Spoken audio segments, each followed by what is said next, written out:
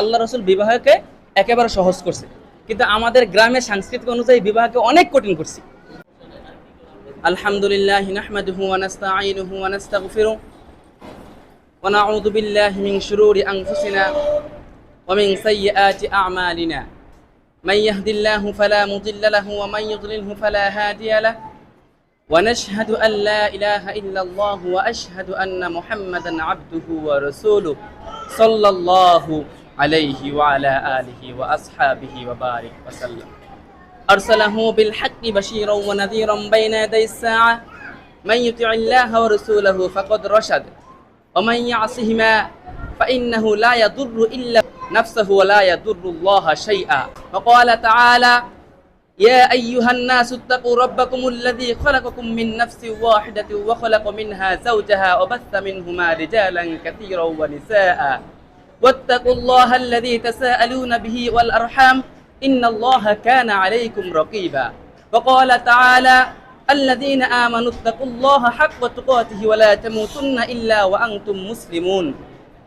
وقال تعالى يا أيها الذين آمنوا اتقوا الله وقولوا قولا سديدا يصلح لكم أعمالكم ويغفر لكم ذنوبكم ومن يتق الله يجعل له مخرجا. وبارك الله لنا ولكم وجمع بينكما في الخير. اللهم صل على محمد وعلى آل محمد كما صليت على إبراهيم وعلى آل إبراهيم إنك حميد مجيد. اللهم بارك على محمد وعلى آل محمد كما باركت على إبراهيم وعلى آل إبراهيم إنك حميد مجيد. প্রস্তাব আপনি রাখেন, বলেন আমার মেয়ে মোসাম্মদ ফাতেমা 5 লক্ষ টাকা দেনমোহর ধার্য করিয়া আপনার কাছে বিবাহের প্রস্তাব করিলাম। যদি আপনি রাজি থাকেন বলেন আলহামদুলিল্লাহ কবুল। বলেন, আর একটু জোরে বলেন, আরেকবার বলেন, জোরে বলেন মাশাআল্লাহ, আলহামদুলিল্লাহ আলহামদুলিল্লাহ।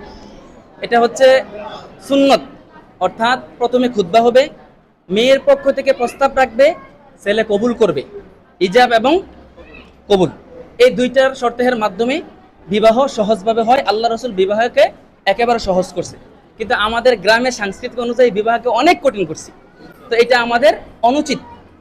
আল্লাহ পাক রব্বুল আলামিন আমাদেরকে সব ক্ষেত্রে, আপনারা যারা মুরব্বী আছেন আপনাদের কাছে আকুল আবেদন, যেখানে আপনাদের দায়িত্বে আপনাদের কর্তৃত্বে কি হয় বিবাহ হয়, আপনারা চেষ্টা করবেন যেন সুন্নত অনুযায়ী বিবাহটা হয়।